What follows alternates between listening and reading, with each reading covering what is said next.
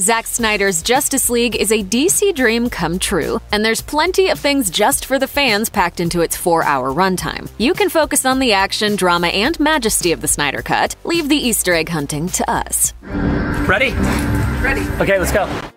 Look, the Justice League is great, but do you really think a mere 6 heroes can prop up a 4-hour movie? Not even Superman is that powerful. Even with all of the apocalyptic action unfolding throughout the film's sprawling runtime, the Snyder Cut finds the time to introduce a few more fan-favorite characters to the DCEU. As rumored, Martian Manhunter appears in a few big scenes, and Wonder Woman's father Zeus and her #1 nemesis Ares enjoy some expanded screen time as well. However, the most exciting hero to show up in the Snyder Cut never gets to wear a supersuit, show off his powers, or fight Darkseid's minions. Not yet, anyway. In the recut Justice League, Ryan Choi may only be Silas Stone's second-in-command, but comics readers know him better as the Atom, a hero with the ability to shrink at will. Ryan, who was created by writer Gail Simone, began his career as the protege of the previous Atom, Ray Palmer, and took over Palmer's post at Ivy University when the elder professor went missing. That's how Choi found Palmer's old biobelt, which is powered by a fragment of a white dwarf star. From there, it wasn't long before Choi began investigating all the weirdness that surrounds Ivy Town and its residents. Despite his powers, Ryan Choi remains an academic at heart, and for all their absurdity, his best adventures still have their roots in real-world science. So, when Star Labs dubs Choi the head of nanotechnology at the end of Zack Snyder's Justice League, it's not just a promotion, it's a premonition of things to come.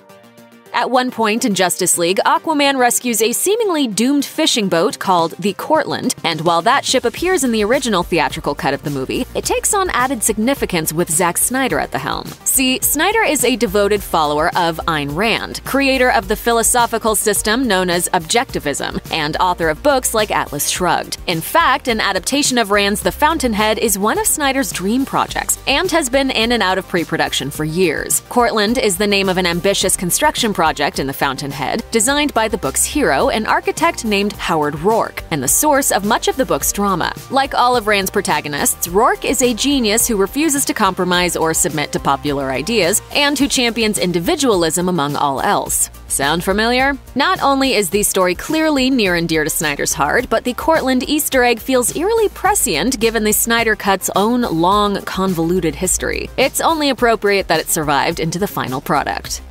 In 1940, when the golden age of comic books was in full swing, venerated DC Comics writer Gardner Fox and his editor Sheldon Mayer had a blockbuster idea. What if some of DC's most popular heroes came together and formed their own team? A little while later, the Justice Society of America debuted in the pages of All-Star Comics #3, with a roster featuring The Flash, Green Lantern, Hawkman, Dr. Fate, The Sandman, Hourman, The Spectre, and The Atom. Superhero comics would never be the same. Then, a few decades later, Gardner did it again. In the late 50s, DC found great success revamping its dormant superhero properties by adding sci-fi twists to established heroes like Flash and Green Lantern, ushering in the Silver Age of comics. As part of this revival, editor Julie Schwartz asked Gardner to revitalize the Justice Society, albeit with a new name, the Justice League. Gardner obliged, putting Superman, Wonder Woman, Batman, Aquaman, Flash, and Martian Manhunter on the same team for the first time. The Justice League made its debut in The Brave and the Bold #28, and it's been with us ever since. Zack Snyder's Justice League pays tribute to the man who created the Justice League in Barry Allen's brand new introduction sequence, which is extra fitting given that Gardner created the Golden Age Flash too.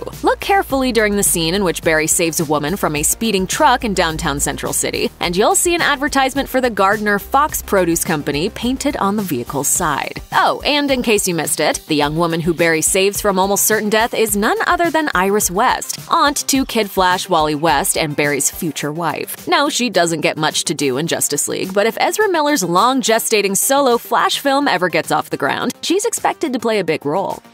Darkseid, the Anti-Monitor, the crime syndicate of America. Over the years, the Justice League has faced off against all kinds of heavy hitters on their mission to ward off evil. Their first foe, however, was a little quirkier. Introduced alongside the League itself in Brave and the Bold #28, Starro is a purple starfish-shaped alien parasite that can create its own clones and attaches to the faces of its victims, robbing them of their free will. Between Steppenwolf's attacks, Darkseid's looming threats, and those pesky mother boxes to track SmackDown, Justice League doesn't really have the time to give Starro its moment to shine, but Zack Snyder's Justice League manages to sneak a little cameo in there anyway, albeit in a modernized and very DCEU-esque way. When Steppenwolf comes after the Atlanteans, he discovers the location of their long-hidden mother box by attaching a crawling purple device to an Atlantean warrior's forehead. It's not quite the same thing, but for longtime DC fans, the homage is still pretty obvious.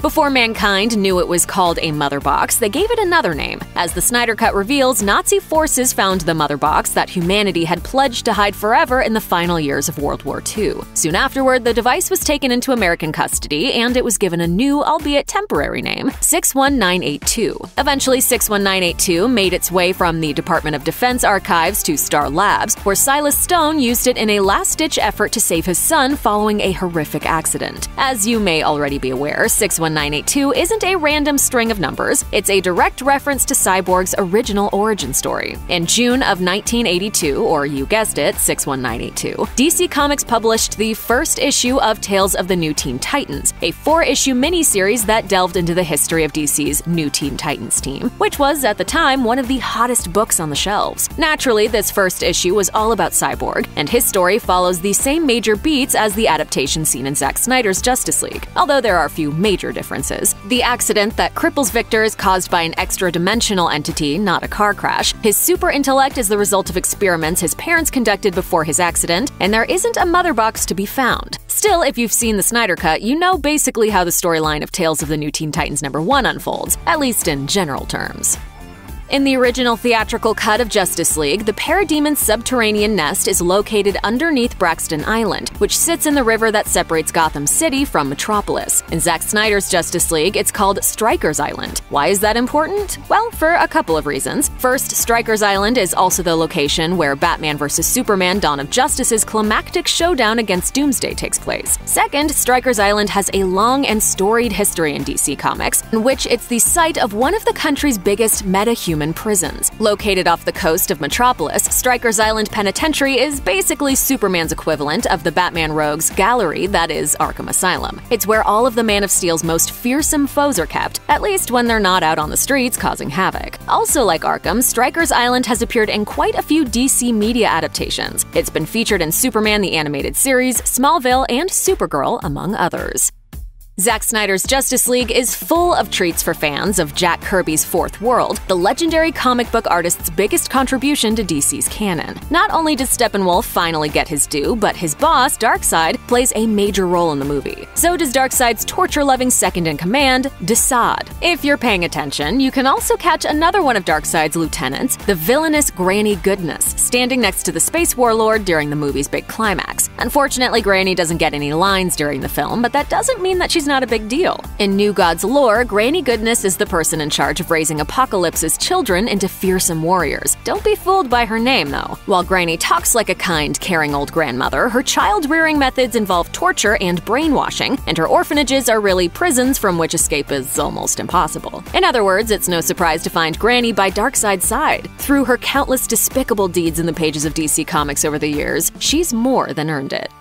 Zack Snyder killed off the DCEU's version of Jimmy Olsen in the opening scenes of Batman vs. Superman: Dawn of Justice, but thankfully there are more than enough versions of Superman's pal to go around. One even appears in Zack Snyder's Justice League if you know where to look. Remember Jerry, the cop who Lois Lane befriends during her daily vigil at Metropolis's ruined Superman monument? Well, he's played by none other than actor Mark McClure, who portrayed the Daily Planet star photographer in all of the Christopher Reeve Superman movies, as well as its Helen Slater-led spin-off, Supergirl. Oddly enough, McClure also had a cameo in the theatrical cut of Justice League, but it was a slightly different one. In that version of the movie, you can see McClure as a police officer at Iron Heights Penitentiary, where Barry Allen goes to visit his incarcerated father. As McClure explains, Justice League producer, comic book writer, and DC executive Geoff Johns, who started his career as an assistant to Superman the movie director Richard Donner, called McClure back to the studio during reshoots after his first cameo was cut, ensuring that the one-time Jimmy Olsen still appeared on the big screen. Star Labs isn't the only place where a future superhero is lurking in Zack Snyder's Justice League. The Gotham City Police Department is hiding one too. He only appears in a single scene, but as in the theatrical cut of Justice League, that's GCPD Detective Crispus Allen briefing the commissioner on the parademon sightings around the city. Allen made his comic book debut in Detective Comics number 742 and went on to become one of the primary leads of Gotham Central, a police procedural set in the DC Universe's most corrupt city. Later, Crispus Allen was killed at the hands of a dirty cop named Jim Corrigan. That wasn't the end for Allen, though. After his demise, the slain police officer became host to the Spectre, a supernatural entity who metes out divine justice, typically with an ironic twist. However, the Spectre needs a human host to keep him grounded, and for better or worse, noble-minded Crispus was the perfect man for the job. Despite rumors, neither Hal Jordan nor Ryan Reynolds, who played the Green Lantern of Sector 2814 in the widely panned 2011 Green Lantern movie, make a surprise cameo in Zack Snyder's Justice League. There is a Green Lantern in the movie, though. As in Justice League's theatrical cut, one of the space cops shows up in the big Lord of the Rings-esque flashback scene, which shows Darkseid's first invasion of Earth. Unlike the theatrical cut, however, this is more than a blink-and-you'll-miss-it cameo. This time, we can see the Green Lantern's face. We know exactly who he is. As it turns out, the Snyder Cut's Green Lantern is none other than Yalan Gur, one of Sector 2814's previous protectors. According to 1991's Green Lantern number 19, Gur was once one of the most skilled lanterns in the entire Green Lantern Corps, and only became more formidable once his bosses, the Guardians of the Universe, removed his power ring's weakness against the color yellow. Unfortunately, all of that power went straight to Yalan Gur's head. With his newfound strength, Gur headed straight to Earth and enslaved China. In response, the Guardians gave Yalan Gur a new weakness, wood, which allowed his subjects to beat him with clubs. In the comics, this led to Gur's demise, although we know that the Snyder Cut has a different fate in store for him: death at the hands of Darkseid. Zack Snyder's Justice League is superior to Justice League's theatrical release in practically every way, but the original version of the film did have some pretty fun Easter eggs. Well, good news! The very best of them survived the transition, and they appear in the Snyder Cut too. First off, while telling Bruce Wayne all about his skills, including the languages he knows, Barry Allen mentions that he's fluent in sign language, a very specific kind of sign language. My special skills include Viola, web design, fluent in sign language, Gorilla Sign Language. This might come off as a silly line for a wacky character, but that's actually a pretty useful skill for the Scarlet Speedster to have. As Flash fans know, the Speedster's Rogues Gallery contains a few different simian foes, including the fearsome Gorilla Grodd. Next, as Bruce, Barry, and Diana gawk at the bat signal from an airport tarmac, you can catch a glimpse of the Ace Chemicals plant in the background. That's where the Joker fell into the vat of goop that transformed him into the Clown Prince of Crime, and where he took his therapist, Harleen Quinzel, to make her into Harley Quinn. It also exploded in spectacular fashion in Birds of Prey if you're curious about where the events of the Snyder Cut happen to fall in the DCEU timeline. Check out one of our newest videos right here. Plus, even more Looper videos about your favorite stuff are coming soon. Subscribe to our YouTube channel and hit the bell so you don't miss a single one.